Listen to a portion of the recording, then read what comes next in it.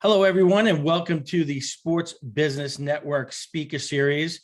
And we bring you great guests, Olympians, CEOs, former professional athletes. And today we bring you another Olympian in Dan Lyons. Dan is the founder and president of Team Concepts, and he was a seven-time U.S. national team rower. He went to the World Championships, won a World Championships in 1986, was in the Seoul Olympics in 1998, and went into the U.S. Rowing Hall of Fame in 1997. Dan also coached at several great colleges, including the Naval Academy, Oxford in England, Stanford, Drexel, Georgetown, and also with the Penn Athletic Club. He's a U.S. Naval Academy graduate. He got his MS from Oxford, and he got his MA from Villanova. Dan Lyons, welcome to the Sports Business Network. Thank you, David. It's my pleasure to be here. Just shows I couldn't hold a job. Not fun. That's quite funny. Yeah. So how are you this morning? I'm great. Now, let me ask you a question. When did you start getting into rowing?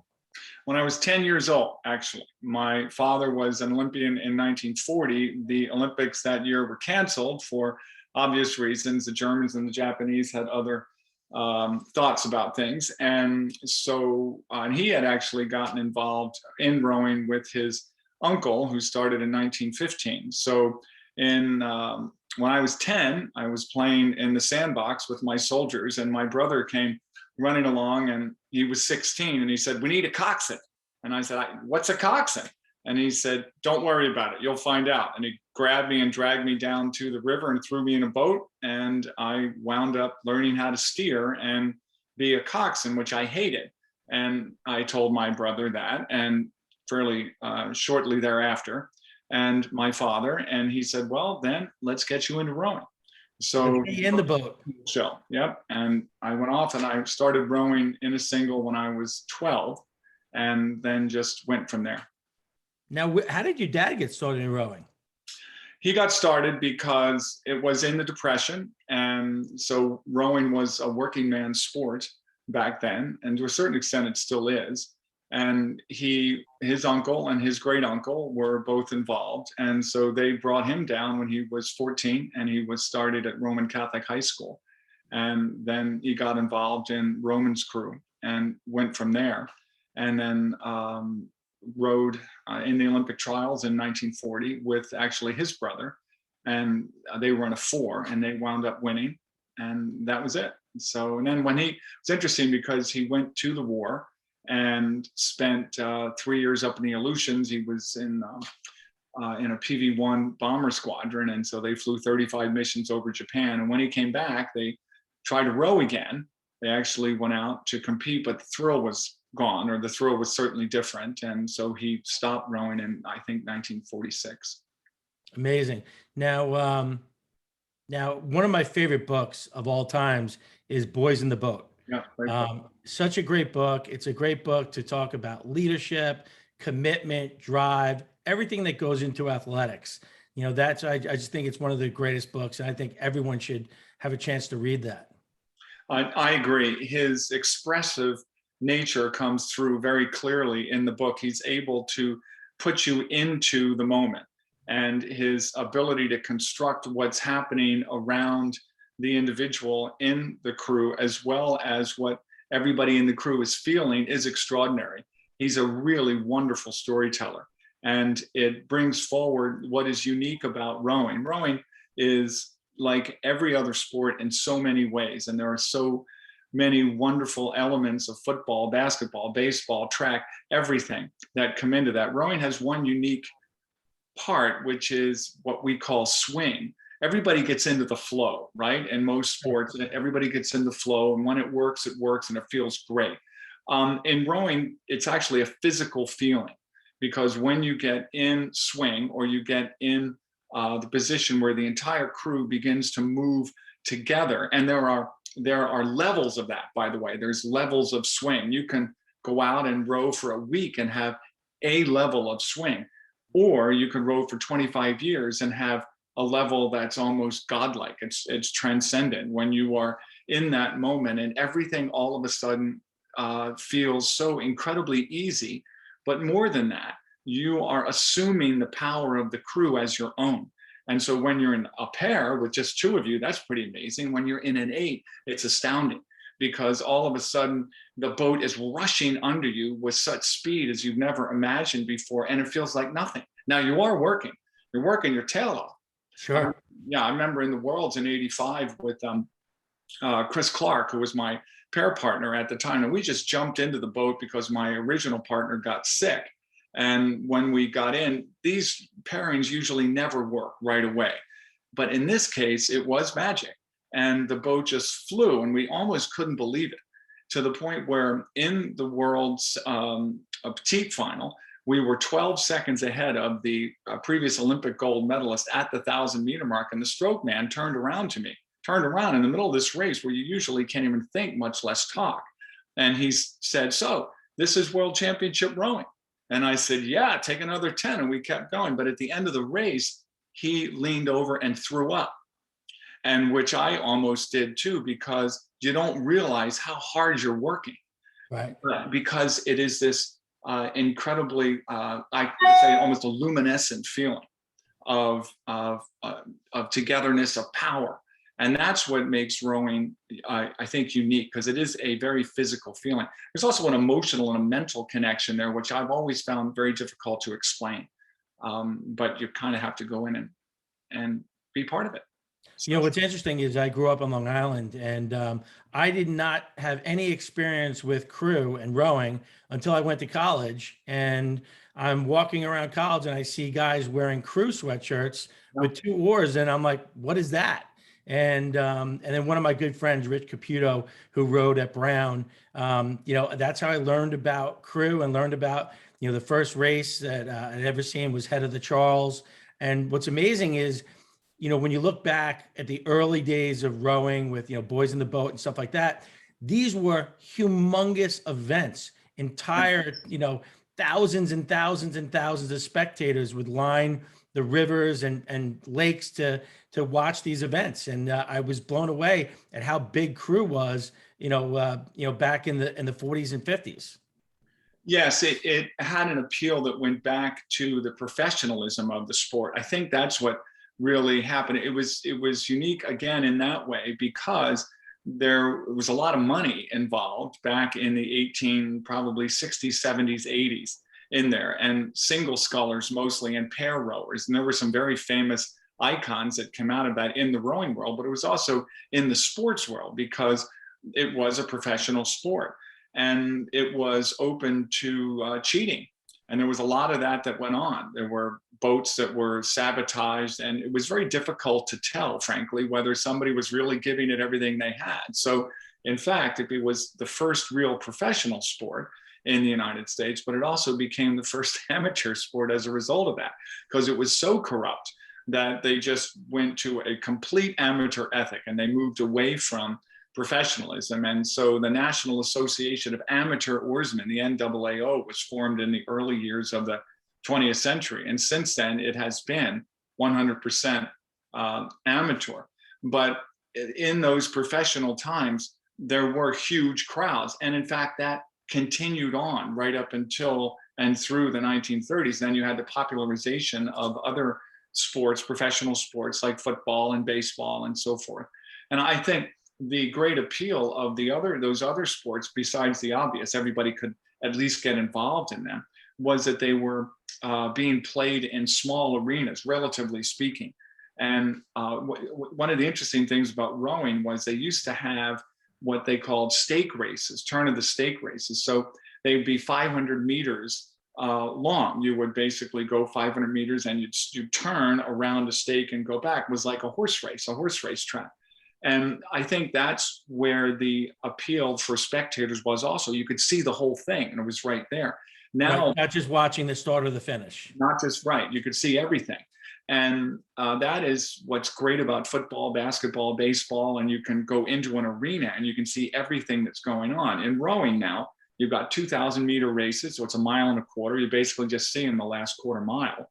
And then you've got the 3-mile races like the Head of the Charles, and which is wonderful and gorgeous. And you've got a couple of 100,000 spectators up at the Head of the Charles, but there's like 5,000 rowers in there.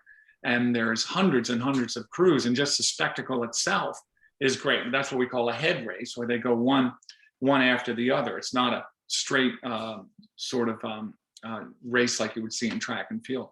But rowing could be even more popular than it is or was then. I think if like everything else, it's just marketed differently. But it is an amazing sport. I want to talk about your journey. How did you end up at the Naval Academy? I wanted to go to the Naval Academy since I was 5. Actually, I saw a picture of Admiral Nimitz. I thought he was pretty cool. And I really liked military matters and military history. And my background is in military history and foreign policy. So I've always had that fascination. I just read books about it and everything. Well, I thought, and my dad was in the Navy, and he didn't push me that much in the early years anyway. And I just fell in love with it. And I thought, I want to go to Navy. It wasn't until I was 17 and discovered there were other things other than the Navy and so forth that I started to say, I don't want to go there. I'd rather have a sort of what I would consider normal career. Like I want to go to Villanova or Penn or someplace like that. Sure. I did apply there. But at that point, my dad said, listen, you've wanted to go here since you were 5. So at least give it a shot. And I did wind up going to the prep school and then moving into into the academy. And it was a real transition, because when you're really committed to it, there's a lot of people who are really committed to it, and they just go right through, they sail through, and everything's wonderful because they just love the whole concept. When you're divided about the decision, which I was, the first 2 years were difficult. I'm sure they were. Yeah. I originally committed to West Point to play football and lacrosse, and then went on my last recruiting trip to Brown. And my mom wanted me to be a doctor. So for me, it was a huge commitment, because not only would you be giving your, 4 years at West Point, then your military service, but I was going to go into medical school through the Army, and you then had to give an additional 7 years. So it was a huge commitment. And in the end, I chose Brown, and I loved Brown, but I always looked at it and said, because I was also recruited by the Naval Academy, and I always looked at, the guys who went to West Point and Naval Academy, and I always had a sense of pride about, that military service and what they did. And I always wondered what would have been like if I had gone to either one of the places. You would have loved it. Yeah. I mean, and what happened to the doctor path? The doctor path, I started out in my freshman year as a bio pre-med major. And I realized that with football, I had labs every Monday. It was conflicting with football practice. And it wasn't that I was taking sports over academics, because I was doing the exact opposite. I was taking academics over sports, because that's why I was missing practices. But it just ended up, I realized that my mom was a nurse, and my mom wanted me to be a doctor more than I wanted to be a doctor. So I switched paths. Yeah. So, going to Navy, obviously with your love of military history, you're going to have, you're surrounded by history, and you're surrounded by, even the stadium at the Naval Academy, with all of the battles that they have up in the stadium. I love all that. Only the ones we won. Yeah. Well, Bill Belichick only has pictures in the Patriots offices only of games in which they won. Yeah. He's like, you have to develop a winning culture, but there has to be some truth to it too. Yeah. I was just being facetious. Actually, it was just all of the battles that took place there, both in the Marine Corps and also in the Navy, were, incredible feats of heroism just by being involved with it, and commitment, and really typified, I think, the American spirit in general, and the ability of, people in the academies to represent, for instance, what the Army and the Navy and the Air Force and the Marines stand for, which represents what the country stands for. Sure. And so, and everybody moves through this, and it's not like people stay in the military their whole lives. I mean, most people, frankly, go in for a limited period of time, 3, 4, 5, 10 years, something like that. And they always look back, I think, on that experience through the lens that you do, as I did, which is this, it was a matter of service, yes, but it was a matter of individual pride that you went in and you were able to be part of something bigger and be valued within that. And, at Team Concepts, that's basically what we teach, is that everybody wants to feel part of something bigger than themselves. And it's the expression of that something bigger creates this feeling of swing and togetherness and complete commitment to each other and accountability to each other. And that's human experience. That's human existence, I think. Sure. When you get that going, I mean, when you were in football and lacrosse and everything else, that's what you were feeling, I would guess. I mean, is that feeling of being part of something absolutely special. And Yeah, I mean, I think that's one of the beauties of sports in general. And, you can even have individual sports, whether it be, tennis or wrestling, but, you're still part of a team. Your points are going to a team goal and things like that. So no matter what, you're part of a team. And I think that's one of the things that we take into business as well, is how can you develop teams around you to be as successful as possible? Even with Sports Business Network, it's a combination of a team play. It's not just Dave Katowski. It's a lot of other people behind the scenes doing a lot of things to bring the Sports Business Network to where it is today. Let me ask you a question. You come out, you obviously rode at Navy, and I'm assuming you did that for all 4 years plus prep school. Did you get any type of exemption or anything after? Because I know, sometimes you'll take a top football player and they have their service that they need to commit to after they graduate, but they can get an exemption to be drafted into the NFL or something like that. How did you continue your rowing career? That's a great question. I was the first one actually to do that in the Navy. There was one person who was before me, Dan Sainer, who was in the Marine Corps. The Marines took a different view of things than the Navy did. So when I graduated, I was expected to be in the Navy, and I wanted to be in the Navy. The first experience I had outside of graduation was going to the national camp in 1981. So I made the team. I made the 8. And where was the national camp? I was in Madison, Wisconsin. And I was given a couple of months, primarily because that was graduation leave. So I wasn't missing any obligated service there in the Navy. So I went and I made it, and we won a medal, which was the first medal they'd won in almost a decade in there. So then I thought that was it. And I started my naval service, which was Surface Warfare School and Communication School and CMS School and so forth. Well, people that were around me said, well, why don't you keep rowing? And I said, well, I don't know how to do that. I haven't really thought about it. They said, well, why don't you apply and so forth. And so I did. I went through the Navy sports office, and then they were working with my new CO, who was on my first ship that I was supposed to report to. And so I went through, I remember I had this thick file of papers that were supporting documents that I could present to my CO, so that when I went to the national camp again, I would be given leave from the ship to do that. But when I presented it to him, he looked at me and he said, Ensign, he said, not only no, but F no, and threw it down. And I'm like, okay, I guess that's it. So I went on the ship, and we went off to Guantanamo Bay, Cuba, for refresher training, which was a very intense program where you got the ship up and ready to go. And I guess this is actually a good little story, because I wound up in Philadelphia for a weekend at the Dad Vail Regatta, and I'm just sitting on the bank, and this bartender comes up who used to coach me in school, Gus Ignis, and he said, what's wrong? You look a little down. And I said, well, nothing. I just explained the situation. And he says, I'll take care of it. And I said, right, Gus, the bartender, is going to take care of this. So I didn't give it another thought.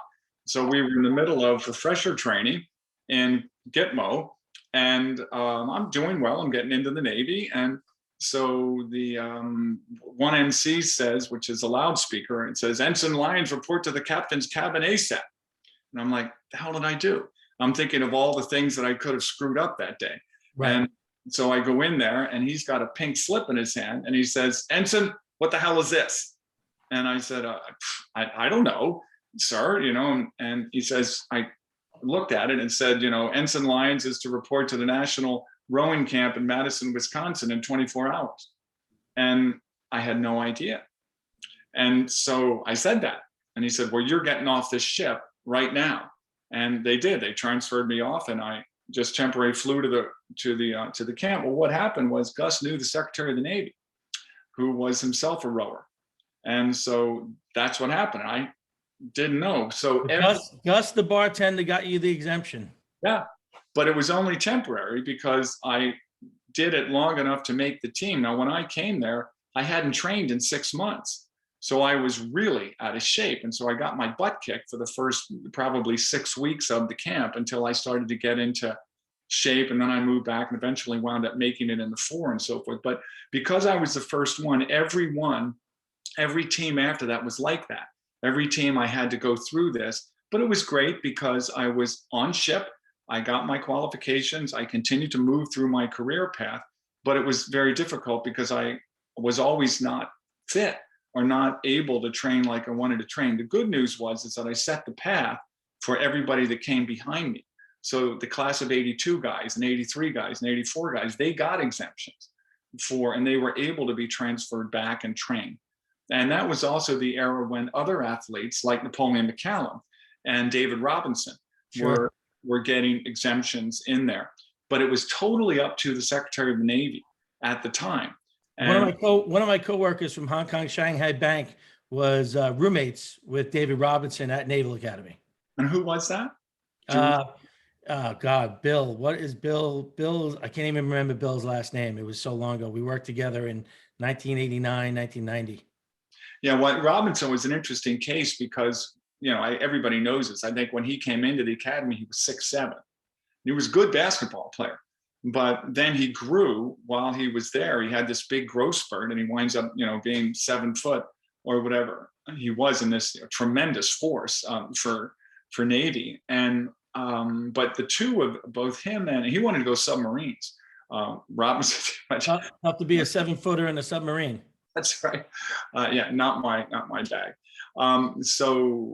But there was a Secretary of the Navy change there from when Lehman left, and then Jim Webb came in, and Secretary Webb was a different type of guy, and he didn't want these exemptions, so he basically called everybody back in. Now, I was advised actually to get out at that time because the executive officer at the time, who knew both Webb and Lehman, said, "If I were you, I wouldn't push this." And I was coming up on the end of my obligated service. So I stayed in an extra 6 months and then got out. And right after I got out, Webb took over and he came in and basically pulled back all of those exemptions from everybody who was in there. And I really never got an exemption anyway. But what they were going to offer me was a free education at Oxford, and I could row for 2 years and try out for the team and the 88 team and so forth. And I would, be obligated for 4 years after that. So there's a lot of times when I question that decision, but I think I was very happy in general because I went to Oxford. I didn't have any money. I didn't have anything. I just went there and started a whole new life. And it was more like what would have happened had I gone to a civilian college. And it was really quite nice. And you rowed at Oxford. I did, yeah. Well, for part of the time, and then we got involved in a mutiny. And so they wound up writing a couple of books and doing a movie about that. And I was unfortunately part of the lightning rod for a lot of that. And because we were trying to do the right thing, and there was a dispute as to who was supposed to be in the boat and all that other kind of stuff. So I never got to wind up rowing in the boat race. I wound up rowing in my college crews and so forth. Matter of fact, 5 Americans who were supposed to be in that crew, my friends, all of us resigned from the crew rather than do the wrong thing. But it was, it was a great story. They wound up winning anyway. See, they didn't need us. Yeah. So now you finish up with the Navy, and what are you thinking what am I going to do with the rest of my life? Oh, yeah. What's the next step for Dan? And that was a long journey. And I think a lot of people this is in the papers every day, high anxiety for professional athletes. And a lot of that is expectations and so forth. And Olympians, when they finish their Olympic quest, has been such a commitment to this one objective. And there's also reward that comes along with. There's a lot of reward that comes along with it. You're valued by your friends, you're valued by your family. You put undue pressure on yourself because, frankly, most people just love you and they don't want you to have a bad experience anyway. But sometimes it's difficult to see that. So with me, I went into a pretty steep depression for when the Olympics ended, because I didn't have a new purpose yet, and it took a while to develop that. So I went back to my roots, and I was coaching and I was teaching history, and I started gradually to come back to the realization that it's, the passion that I had was making people find the best within themselves. And when I did that, then I was rewarded in the same way that I would have been rewarded when I was actually rowing, which is like one of the interesting side notes of that. And it took me a while to realize that was when I was a single sculler. It was just me back in high school, and it was never quite fulfilling for me. I pulled hard. I did what I could. I enjoyed the racing, but it was not who I was. And as soon as I went to Navy and I got into a crew, I got in with 7 other guys or 3 other guys. I'm like, wow, this is me. This is what I want to be part of the team. Part of the team. And I never went back to being a single sculler. As a matter of fact, I still don't. I don't really like it. I'm always wanting to go out in a double or a quad or something like that. So when I finished the Navy and I went into a little bit of a down period, I started to re-examine what it was all about. And I understood that it was about the team. And so I've spent the rest of my life really trying to create teams and to be part of the experience of team building, and to be part of the experience of the energy that flows in a team, because that's such a high. It's so when we run our programs, our corporate programs, and like we're having one tomorrow with Wharton. Well, tell the viewers a little bit about Team Concepts and what you guys do. Okay, yeah, because I'll just talk all day here, so I'm sorry about that, Dave. But yeah, I started Team Concepts in '92. And then we got it incorporated in '95. And the idea was to spread the Olympic spirit through the business world. It was definitely a corporate and government focused effort on that market. And the idea was to give to people who might not otherwise have had it. And even if they did have it in other sports, football, basketball, baseball, whatever, they didn't have it continue when they went into the business world or the corporate world. It was just getting into this sort of grind. And there was no reason to have a grind. So we can replicate the same feeling of teamship, the same feeling that goes with being part of something bigger and being valued. We can continue to do that after you get done with your sporting experience. And so how do you do that? Well, you focus on it. And Team Concepts' whole mission was to create that type of experience again for the corporate world and the government world and everything moving forward, and to teach people how to do that themselves. So when they get into any company or any organization, their first instinct is to try to have the same feeling that they had when they were doing athletics before. And so I figured, okay, how are we going to do that? Well, we're actually going to remind them of what it's all about and how to create that by bringing them through that experience again. So Team Concepts is a company that through metaphorical training, meaning we're using rowing or we're using other sports, we're using sailing and golf, we're creating movies with like what we call Team Hollywood. We have a whole series of exercises or games, which we call Team Energy. And we give corporate teams the opportunity to have a half day or a full day or a 2-day or a 5-day experience with learning how to create that atmosphere, learning how to create a high performance team by actually doing it. So we put people in boats for instance. And one of the reasons rowing is so great at this effort is because most people haven't rowed. So everything is new. So I can't, I would love to play basketball, for instance. But if we play basketball, some people are really good and they've played it before. And there's a vast difference between Mary, who's never played a sport in her life, and John, who was close to being an NBA player, So that was difficult. Whereas if we put everybody into a boat, even if they've rowed before, it doesn't help them that much, because You need to work as a team. you need to work as a team, and you got to balance the boat. And if you're not balancing the boat together, then you're sort of hosed. So we put people in the crew, they go out and they row for 2 hours, learn how to row. We usually put a couple of experienced people in there and a coach. It's a 4-to-6 ratio. It's 4 team concepts people to 6 novices in there. And then we bring them back in and we say, what the heck just happened? And we go through the whole experience, and then we prep them for the afternoon session, and we do the same thing in the afternoon. There's a race at the end. That's a full day session.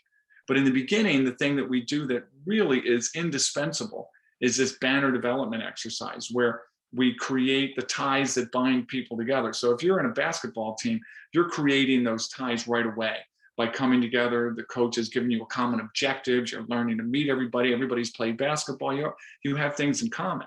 But when you come from all over, you don't have those things. So you have to create those things right away.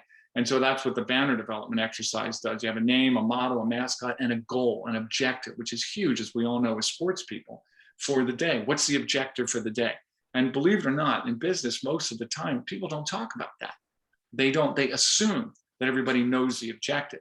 Sure. But in order to have a high performance effort, you've got to focus on the objective every single minute so you don't get misaligned and the energy doesn't go this way and that. So that's what we do.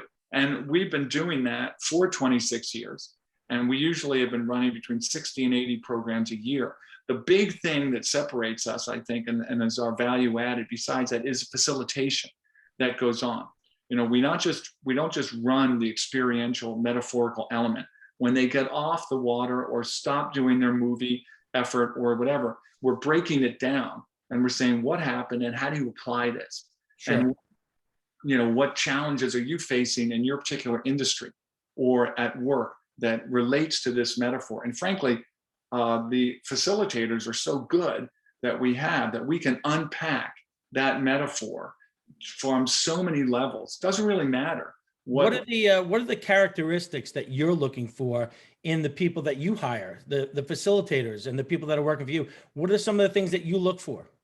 Because one of the things that we always highlight, especially with Sports Business Network, is that I'm constantly talking to HR directors and companies about why they should be hiring athletes, because athletes bring so many great characteristics to the table and great traits that they've learned as an athlete. What are you looking for? Commitment, number one, which athletes who are focused on an objective will give unhesitantly. Hard work, no question about it. Feeling of getting the best out of everybody else just naturally. People who are in a team sport are going to rely on everybody else. They're not going to be those egotistical engines who are energy suckers from everybody else. We're looking for people who are going to be energy generators. I'm looking for people who can integrate, frankly, from a facilitative standpoint, integrate thinking. So a broad basis of experience. So if they've got a challenge that somebody is presenting to them, they're able to frame that challenge in a way that everybody else can understand and come up with a solution, working with those people that make sense for the client in this case. So I'm looking for people who have that type of intensity of focus on the client. So people have won Olympic gold medals, people are national champions, people have done a whole lot of different things, don't necessarily make fabulous facilitators, because if it's all about them, then frankly, the audience loses interest in about 5 minutes. Sure. So, we need people where it's all about what's going on around them and the awareness to integrate everything in that life. It's interesting. I speak to so many different CEOs and corporate executives, And, what's interesting is, how does someone who's an athlete today, they're a student athlete today, how do they get interested or involved in the leadership consulting, field? Well, um, first of all, they have to realize that they've got an enormous amount of credibility just as a result of what they've done prior to this, because sometimes they don't understand that the power that they have is real, and not everybody has that. They kind of assume, athletes, especially at the higher level, assume that everybody does this. Everybody can do that, but everybody can't do it. So they should associate themselves with people like us and people who are already in the industry, who will understand what they have and will be able to utilize what they have in a way that will allow them to grow into becoming a leadership consultant. I look for people who have done it before. I'm not looking for people who just want to get into leadership because they have an academic interest. That's why athletes are so desirable for people like us, is we're looking for people who've gone through the experiences of high performance effort and pressure, the pressure associated with that. Sure. So the people in our wheelhouse that we use are Olympians, our CEOs, our admirals and generals, are people who've actually done the deal and understand exactly how they got there. So one of the things that will help an athlete is to look back and understand their own journey and what it took to get there, and then break that down into the steps that they would take in order to teach somebody else how to get there. And that's what consulting is all about. I think consulting is about being able to understand the challenges that are facing other people, and Sure. be able to recognize a process moving forward that will address those challenges in a way that will be impactful.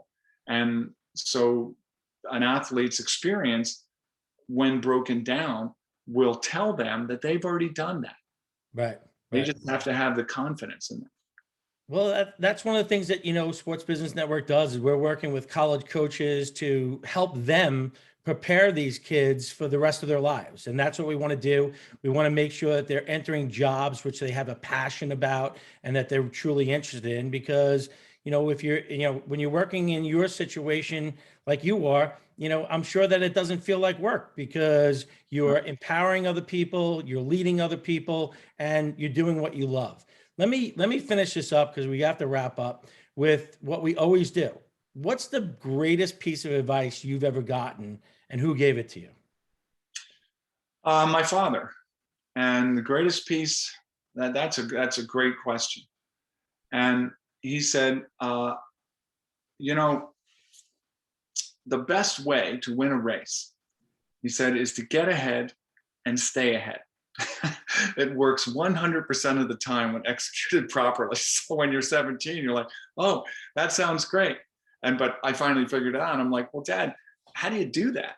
And he says, all you have to do is every single stroke, you just have to take one more stroke than the other guy. That's it. And that, I've never forgotten that. It's another way of saying, don't give up. Sure. And when I was rowing, that's what I never forgot. When we were in the World Championships in 1986, and I had walking pneumonia, and I thought at the 1,000-meter mark that I was literally going to die. But I had 3 other guys in the boat who depended on me as I depended on them. And I thought to myself, just one more stroke. I'll just take one more stroke. And there were another 100 strokes to go after that 1,000-meter mark, but I didn't think about the next one, or I didn't think about the pain. And it was pretty intense. And the one that I had just taken, I just thought, just this one. And it just went down. And we wound up winning by 1/10 of a second. But Wow. that piece of advice has kept me going through a lot of difficult times. Well, it's interesting. I had interviewed Kylie O'Miller, who's one of the best female lacrosse players in the world. And she was talking about overcoming adversity and where she had lost in the NCAA playoffs and they lost by a goal or lost in overtime. So I said, "What's your secret to success?" And she said, "I'm always going to do one more. I'm always going to do one more." So whether it's I'm training because I don't, she actually said, she goes, "It's not just the one more, it's one more after that because I didn't want to just tie the game. I wanted to win the game." So whenever she's working out or doing a training run, she always does 2 extra reps for the reps that she needs to do to be a champion. And I love that. It's exactly what you're talking about, is that one more, that extra. That's what champions need to do. Yeah. Yeah. You just have to understand that you are a champion. And you Well, already are. this has been great, Dan. I got goosebumps a few different times listening to you talk. This has been fantastic. I'm sure our listeners are going to love it. So thank you so much for being part of the Sports Business Network. And we're going to see more from Dan and his team of Team Concepts as they actually go through some leadership exercises for our membership. So we look forward to seeing more of Dan in the future. It's my pleasure, Dave. Absolutely. We look forward to being a part of this whole journey, and everybody's. So let's go crank. Sounds great. Thanks so much, Dan. I appreciate it. Have a great day. Will do. You too.